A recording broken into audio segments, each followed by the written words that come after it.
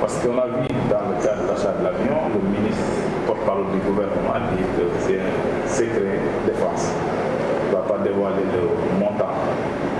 Et le ministre Amadou Hott répète la même chose.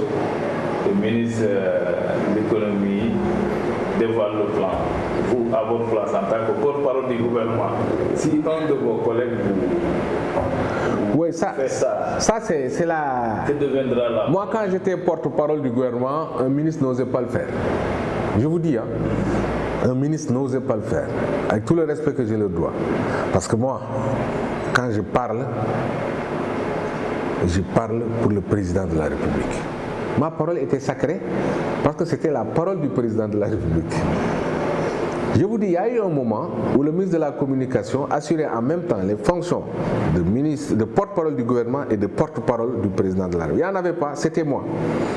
Et Wade Abdoulaye me faisait entièrement confiance.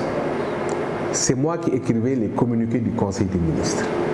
La dernière lecture et la dernière correction, c'était entre le président et moi. Il n'y avait pas d'autres personnes. C'est ça la confiance. Et donc, comme les autres ministres ne savaient pas, même le premier ministre Macky Sall ne savait pas le contenu de mes dernières discussions avec le président de la République. Parce qu'après la correction du communiqué avec le premier ministre Macky Sall, je vais chez Abdoulaye Wade. Et immédiatement après mon entretien avec Abdoulaye Wade, j'envoie le communiqué à la RTS. Donc le président Wade, il renforçait le porte-parole et le ministre de la Communication. Mais quand il n'y a plus de premier ministre, quand tout le monde peut parler, dire n'importe quoi, mais le porte-parole, il est fragilisé. Vous croyez que celui qui porte la parole là, c'est un porte-parole? Ça, c'est pas entre nous, c'est pas un porte-parole, il ne porte pas la parole du président. Tous les ministres portent la parole du président, chacun dit ce qu'il veut. Regardez la communication autour de l'avion présidentiel. C'est honteux. Et j'attends de voir tous ceux qui avaient attaqué Abdoulaye Wade quand il avait acheté son avion. Ils sont là avec Macky Sall. Est-ce qu'ils parlent? Je pense qu'une communication, il y a des récepteurs et il y a des émetteurs. Il y a des cibles. Ici, tout le monde est émetteur. Parce qu'il ne porte pas la parole du gouvernement. Il cherche une visibilité et une lisibilité.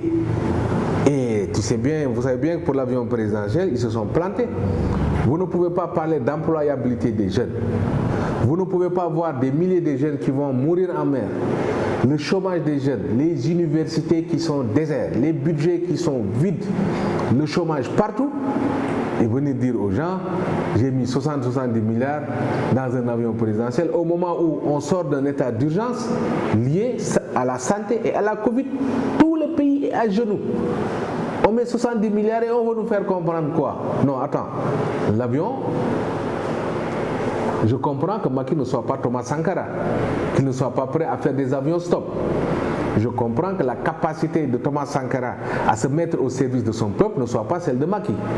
Et qu'il lui faut un avion à lui, pour lui et par lui, acheté par le budget du contribuable. Ça, je le lui concède. Mais il faut voir l'opportunité des charges et des dépenses.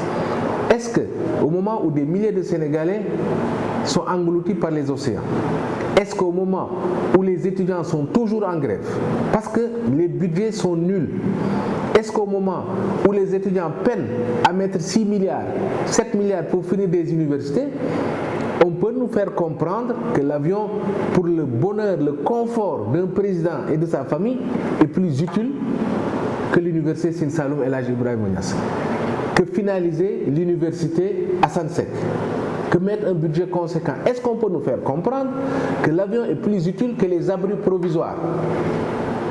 Mais un président doit avoir de la pitié, de la compassion pour son peuple. L'avion présidentiel, et c'est mon avis personnel, dans le contexte actuel, n'est pas opportun. Mais comme je vous dis, il n'est entouré que de gens qui applaudissent.